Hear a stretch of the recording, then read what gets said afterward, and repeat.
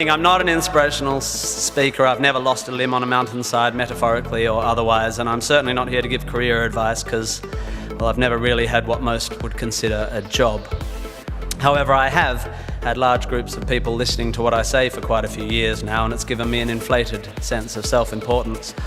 So I will now, at the ripe old age of 37.9, bestow upon you 9 life lessons. 1. You don't have to have a dream. Americans on talent shows always talk about their dreams. Fine, if you have something you've always wanted to do, dreamed of, like in your heart, go for it. After all, it's something to do with your time, chasing a dream. And if it's a big enough one, it'll take you most of your life to achieve, so by the time you get to it and are staring into the abyss of the meaninglessness of your achievement, you'll be almost dead, so it won't matter. I never really had one of these dreams, and so I advocate passionate dedication to the pursuit of short-term goals. Be micro-ambitious. Put your head down and work with pride on whatever is in front of you. You never know where you might end up. Just be aware the next worthy pursuit will probably appear in your periphery, which is why you should be careful of long-term dreams. If you focus too far in front of you, you won't see the shiny thing out the corner of your eye. 2. Don't seek happiness. Happiness is like an orgasm. If you think about it too much, it goes away.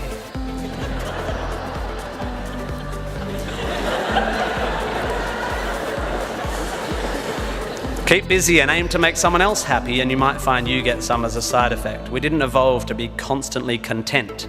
Contented Homo erectus got eaten before passing on their genes. 3.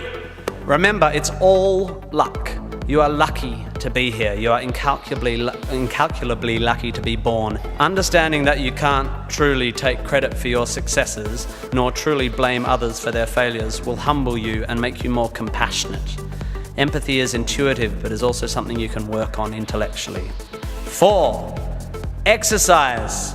I'm sorry, you pasty, pale, smoking philosophy grads, arching your eyebrows into a Cartesian curve as you watch the human movement mob winding their way through the miniature traffic cones of their existence. You are wrong and they are right. Well, you're half right. You think, therefore you are, but also you jog, therefore you sleep, therefore you're not overwhelmed by existential angst. You can't be can't, and you don't want to be. Play a sport, do yoga, pump iron, run, whatever, but take care of your body. You're going to need it. Most of you mob are going to live to nearly 100, and even the poorest of you will achieve a level of wealth that most humans throughout history could not have dreamed of. And this long, luxurious life ahead of you is going to make you depressed. 5. Be hard on your opinions. A famous bon mot asserts that opinions are like arseholes, and that everyone has one. There is great wisdom in this, but I would add that opinions differ significantly from arseholes, and that yours should be constantly and thoroughly examined.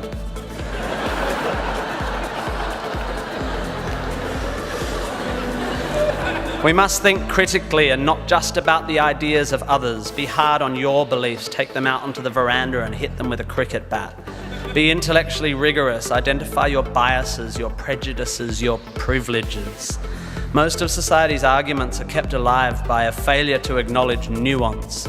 We tend to generate false dichotomies and then try to argue one point using 2 entirely different sets of assumptions, like 2 tennis players trying to win a match by hitting beautifully executed shots from either end of separate tennis courts.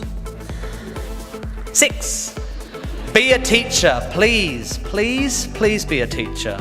Teachers are the most admirable and important people in the world. You don't have to do it forever, but if you're in doubt about what to do, be an amazing teacher.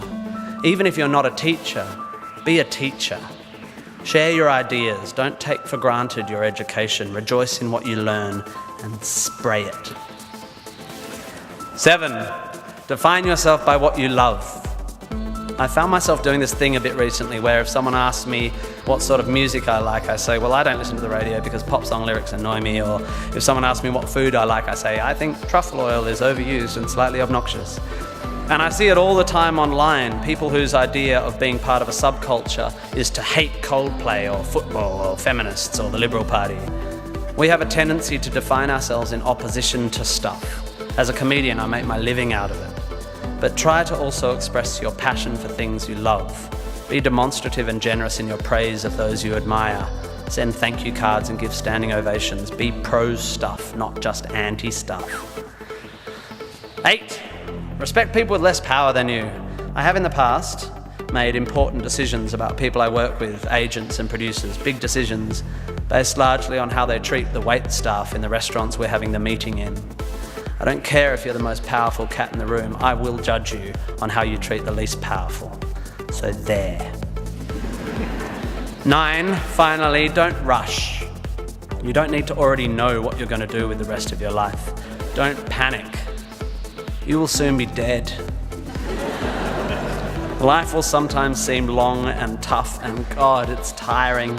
And you will sometimes be happy and sometimes sad, and then you'll be old, and then you'll be dead. There is only one sensible thing to do with this empty existence, and that is fill it. Not fill it, fill it. Life is best filled by learning as much as you can about as much as you can, taking pride in whatever you're doing, having compassion, sharing ideas, running, being enthusiastic.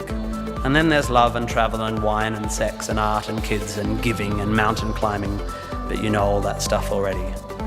It's an incredibly exciting thing, this one meaningless life of yours. Good luck, and thank you for indulging me.